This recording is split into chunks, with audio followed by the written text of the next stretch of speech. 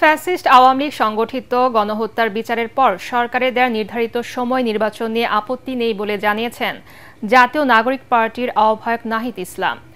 দুপুরে গণসংহতি আন্দোলন ও জাতীয় নাগরিক পার্টি এনসিপির বৈঠক শেষে সংবাদ সম্মেলনে তিনি এসব কথা বলেন। যারা আওয়ামী লীগের পুনর্বাসন চায় নির্বাচনের আগে তাদেরও শাস্তির আওতায় আনার দাবি জানান গণসংহতি আন্দোলনের প্রধান সমন্বয়ক জোনায়েদ সাকি। রিপোর্ট করছেন ঐশী গোস্বামী প্রমা।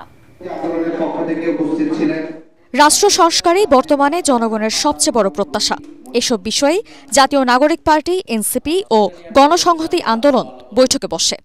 ১.৫ ঘণ্টার বৈঠক শেষে আলোচনার বিষয়বস্তু নিয়ে সংবাদ সম্মেলন অনুষ্ঠিত হয় রাজধানীর বাংলা মোটরের এনসিপির কার্যালয়ে।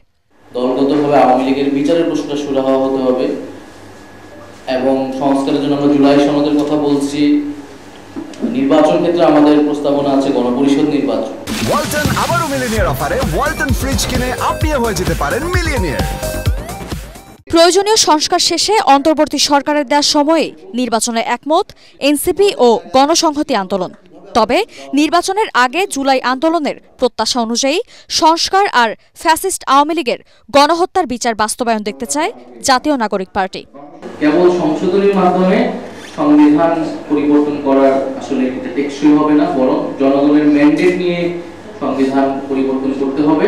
যারা আওয়ামী লীগকে আবারও রাজনীতিতে পুনর্বাসন করতে চায় তাদের বিচারের আওতায় আনতে সরকারকে প্রয়োজনীয় পদক্ষেপ নেওয়ার দাবি জানান গণসংহতি আন্দোলনের প্রধান সমন্বয়ক জোনায়েদ সাকি।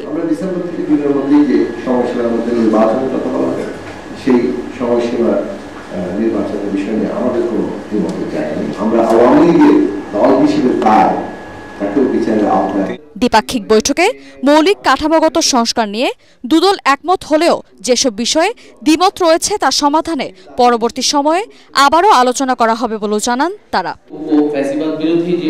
ঐশী গোস্বামী প্রমা, এটিএন বাংলা, ঢাকা।